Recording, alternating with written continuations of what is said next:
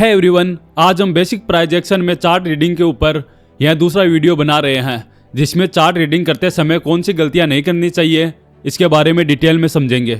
सिर्फ एक कैंडल को देखकर रिवर्सल ट्रेड एंट्री ना करें।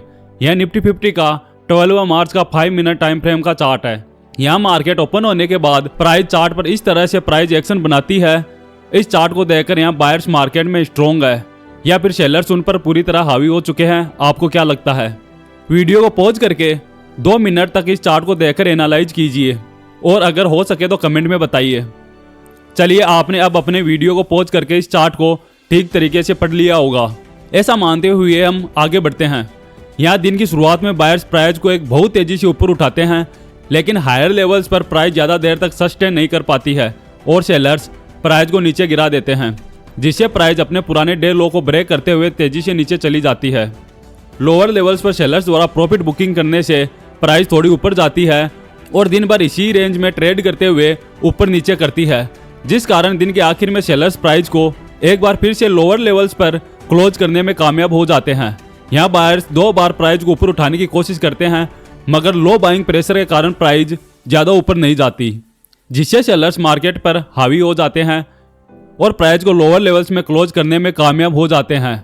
अब इस पूरे प्राइस एक्शन को देखकर आपको एक बात तो समझ आ गई होगी कि यहाँ हायर लेवल्स पर सेलर्स अभी भी पूरी तरह मौजूद है, जिससे यहाँ एक स्ट्रॉन्ग रेजिस्टेंस और सप्लाई जोन बन गया है। अगले दिन यानी कि 13 मार्च को जब मार्केट इसी रेंज में ओपन होता है तो सेलर्स एक बार फिर से हेवी सेलिंग स्टार्ट करते हैं, जिस कारण प्राइस तेजी से नीचे गिरते हुए अपने प्रीवियस डे लो के पास आती है। यहाँ कुछ सेलर्स प्रॉफिट बुकिंग करते हैं, जिससे चार्ट पर इस तरह की एक इनसाइड ग्रीन बुलिश कैंडल बनती है। अब यही वह पॉइंट है जहां सबसे पहले ज़्यादा रिटेल ट्रेडर फंसने वाले हैं। क्यों और कैसे, चलिए जानते हैं। यह मार्केट ओपन होते ही स्ट्रॉन्ग सेलिंग के कारण मार्केट तेजी से नीचे आया है, जिस वजह से यहाँ हायर लेवल्स पर जिन भी सेलर्स ने सेलिंग की होगी उन्हें ऑलरेडी अच्छा प्रॉफिट उनके स्क्रीन पर दिख रहा होगा। साथ ही प्राइस अभी अपने पिछले डे लो के पास ट्रेड कर रही है, जहां से इससे पहले बायर्स ने प्राइस को ऊपर उठाने की कोशिश की थी। इसलिए आज भी अगर यहाँ कोई बुलिश कैंडल बनती है तो ज़्यादातर रिटेल ट्रेडर इस चांस को मिस नहीं करने वाले हैं। चार्ट पर जैसे ही एक ग्रीन बुलिश कैंडल बनने लगती है तो बहुत से न्यू ट्रेडर मार्केट यहाँ से सपोर्ट लेकर ऊपर जा सकता है, इस उम्मीद में लॉन्ग ट्रेड में एंट्री करते हैं, जिसे कैंडल थोड़ी ऊपर जाकर क्लोज करती है। यहाँ अगर आप गौर से देखेंगे तो 2 बार चार्ट पर प्रॉफिट बुकिंग की गई है। सबसे पहली बार जब प्राइस एक ही झटके में इस पॉइंट तक नीचे आती है तो कुछ सेलर्स वीक होती जा रही कैंडल्स को देखकर प्रॉफिट बुकिंग करते हैं, जिससे चार्ट पर यहाँ एक ग्रीन कैंडल बनती है। लेकिन नेक्स्ट कैंडल से प्राइस जैसे ही नीचे जाती है तो कुछ न्यू सेलर्स इन्हें हायर लेवल्स पर सेलिंग करने का मौका नहीं मिला, वो इस कैंडल के पास एंट्री करते हैं। अब चार्ट पर इस समय यहाँ इन 2 जगह सेलर्स के स्टॉप लॉस मौजूद है। जब तक मार्केट इन स्टॉप लॉस को हिट नहीं करता तब तक सेलर्स डरने वाले नहीं हैं और वह मजबूती के साथ अपनी पोजीशंस को होल्ड करके बैठे हैं। एक बात को आपको हमेशा याद रखना है कि जब भी सेलर्स के स्टॉप लॉस हिट होते हैं तो बायर्स को प्रॉफिट होता है, और जब भी बायर्स के स्टॉप लॉस हिट होते हैं तो सेलर्स को प्रॉफिट होता है। मार्केट में बायर्स के मुकाबले सेलर्स की ताकत हमेशा ज़्यादा होती है, इसलिए most of the time buyer के स्टॉप लॉस हिट होते हैं, जिससे सेलर्स को प्रॉफिट होता है। यहाँ बायर्स प्राइस को सेलर्स के स्टॉप लॉस एरिया के पास ले जाते हैं, लेकिन इस एरिया के ऊपर क्लोज करने में फेल हो जाते हैं। इसका मतलब यहाँ सेलर्स अभी भी मौजूद है। किसी भी चार्ट में प्राइस सपोर्ट लेकर जब भी ऊपर बढ़ती है तो यहाँ एक रिवर्सल या फिर पुलबैक है। यह जानने के लिए आप फिबोनाची रिट्रेसमेंट टूल को स्विंग हाई से लेकर स्विंग लो तक अगर आप लगाकर देखेंगे तो यहाँ प्राइस ने 0.50 लेवल के ऊपर क्लोजिंग नहीं की है। अगर प्राइस यहाँ 0.50 लेवल को ब्रेक करते हुए उसके ऊपर कुछ देर ट्रेड करने के बाद ऊपर की तरफ निकलने की कोशिश करती तो आप इसे एक रिवर्सल की तरह ट्रेड कर सकते थे। लेकिन प्राइस 0.38 लेवल से रिजेक्शन लेकर फिर से नीचे जाती है। इसका मतलब मार्केट में अभी भी स्ट्रॉन्ग बेरिश ट्रेंड मौजूद है। इसी वजह से यहाँ जो अपसाइड मूव आया था वह एक प्रकार का पुलबैक था, जो कि सेलर्स की प्रॉफिट बुकिंग के कारण चार्ट पर बना था। जैसे ही प्राइस स्टॉप लॉस एरिया के पास आती है तो सेलर्स अपने स्टॉप लॉस बचाने के लिए फिर से सेलिंग स्टार्ट करते हैं, जिससे सेलिंग प्रेशर बढ़ता है और प्राइस नीचे मौजूद इन सभी बायर्स की स्टॉप लॉस हिट करते हुए तेजी से नीचे चली जाती है। इसीलिए चार्ट पर सिर्फ एक स्ट्रॉन्ग बुलिश कैंडल को देखकर कभी भी रिवर्सल ट्रेड में एंट्री नहीं करनी चाहिए। चलिए अब आगे बढ़ते हैं। हमेशा प्रॉपर ब्रेकआउट कैंडल का वेट करना समझदारी होती है। यह निफ्टी 50 का 15 मार्च का 5 मिनट टाइम फ्रेम का चार्ट है। यहाँ दिन के शुरुआत में बायर्स प्राइस को ऊपर ले जाने की कोशिश करते हैं, मगर फेल हो जाते हैं, जिससे प्राइस लोअर लोज बनाते हुए नीचे चली जाती है। मगर लोअर लेवल्स पर सपोर्ट लेकर फिर से ऊपर की तरफ प्राइस बढ़ती है। इस प्राइस एक्शन से चार्ट पर हायर लेवल्स पर रेजिस्टेंस जोन और लोअर लेवल्स पर एक सपोर्ट जोन बनता है। नेक्स्ट डे यानी कि 18 मार्च को जब मार्केट ओपन होता है तो प्राइस एक बिग बेरिश रेड कैंडल बनाते हुए नीचे जाती है, लेकिन बायर्स प्राइस को ऊपर की तरफ पुश करते हैं, जिसे चार्ट पर एक लॉन्ग वीक कैंडल बनती है। अगले 2 कैंडल में बायर्स प्राइस को इस रेजिस्टेंस जोन के ऊपर क्लोज कराने में फेल हो जाते हैं, जिस कारण प्राइस एक स्ट्रॉन्ग बेरिश मोरबुजू मोमेंटम कैंडल बनाकर नीचे आती है। यहाँ मार्केट में बायर्स प्राइस को ऊपर ले जाने में पूरी तरह फेल हो चुके हैं, जिस कारण यह सपोर्ट लेवल अगर एक स्ट्रॉन्ग बेरिश कैंडल के साथ ब्रेक होता है तो आप यहाँ शॉर्ट ट्रेड में एंट्री बना सकते हैं। थोड़ी देर बाद प्राइस नीचे जाते हुए सपोर्ट को ब्रेक करने के लिए एक स्ट्रॉन्ग बेरिश कैंडल बनाने लगती है।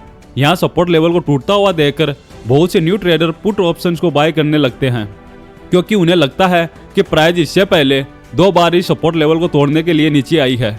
इसका मतलब अब तीसरी बार यह सपोर्ट लेवल जरूर टूटने वाला है, इसीलिए यह अपॉर्चुनिटी कहीं उनके हाथ से ना निकल जाए। इस कारण कैंडल के क्लोज होने का इंतजार ना करते हुए वह सीधे शॉर्ट ट्रेड में एंट्री करने लगते हैं, लेकिन प्राइस इस सपोर्ट लेवल से सपोर्ट लेकर ऊपर निकल जाती है और सभी पुट बायर्स के स्टॉप लॉस हिट हो जाते हैं। यहाँ अपना स्टॉप लॉस हिट होता हुआ देखकर बहुत से रिटेल ट्रेडर फ्रस्ट्रेट हो जाते हैं। थोड़ी देर बाद जब प्राइस फिर से उसी लेवल के पास आती है तो यही ट्रेडर जिनका इससे पहले स्टॉप लॉस हिट हुआ था वह सभी बेरिश कैंडल को देखकर एक बार फिर से मार्केट से बदला लेने के लिए उसी जगह शॉर्ट ट्रेड में एंट्री करना स्टार्ट करते हैं। प्राइस पिछली बार की तरह इस बार भी थोड़ा नीचे जाती है, मगर कैंडल की क्लोजिंग फिर से सपोर्ट एरिया के ऊपर हो जाती है, जिससे इस लेवल पर जो पुट बायर्स मार्केट में शामिल हुए थे उन सभी के स्टॉप लॉस हिट करते हुए मार्केट अपने प्रीवियस रेजिस्टेंस को ब्रेक करते हुए ऊपर निकल जाता है। क्योंकि यहाँ पिछली बार जो भी बायर सपोर्ट एरिया के पास मार्केट में एंटर थे उन सभी के stop loss in support area के नीचे लगे हुए थे। इससे ज्यादा नीचे और बायर्स के स्टॉप लॉस नहीं है। इस वजह से मार्केट बायर्स के स्टॉप लॉस हिट करते ही ऊपर की तरफ मौजूद सेलर्स के स्टॉप लॉस हिट करने के लिए ऊपर निकल जाता है। इसीलिए जब भी आप किसी कंसोलिडेशन जोन के ब्रेकआउट या फिर ब्रेकडाउन पर एंट्री का मन बनाते हैं तो जब तक इस जोन को ब्रेक करने वाले कैंडल की क्लोजिंग इस जोन के नीचे नहीं होती तब तक आपको ट्रेड एंट्री करने से हमेशा बचना चाहिए। चलिए अब अगला एग्जाम्पल देखते हैं। Always try to connect the dots. यह बैंक निफ्टी का 7 मार्च से लेकर 18 मार्च तक का 15 मिनट टाइम फ्रेम का चार्ट है। यहाँ प्राइस लगातार हायर लोज और लोअर लोज का फॉर्मेशन बनाते हुए नीचे आ रही है। अगर आप यहाँ इन सभी पॉइंट्स को एक ट्रेंड लाइन से कनेक्ट करने की कोशिश करेंगे तो आपको पता चलेगा कि जब भी प्राइस इस ट्रेंड लाइन को टच करती है वैसे ही रिवर्स हो जाती है। इसका मतलब इस समय मार्केट में एक शॉर्ट टर्म डाउन ट्रेंड शुरू है। इसके साथ ही अगर आप यहाँ कैंडल्स की मूवमेंट को देखेंगे तो प्राइस जब भी ऊपर वाली ट्रेंड लाइन को टच करती है तो तेजी से नीचे चली जाती है, लेकिन जब लोअर साइड की ट्रेंड लाइन से सपोर्ट लेकर ऊपर की तरफ निकलने की कोशिश करती है तो प्राइस थोड़ी रुककर ऊपर की तरफ बढ़ती है। इसका मतलब यहाँ बायर्स के मुकाबले सेलर्स मार्केट पर हावी है।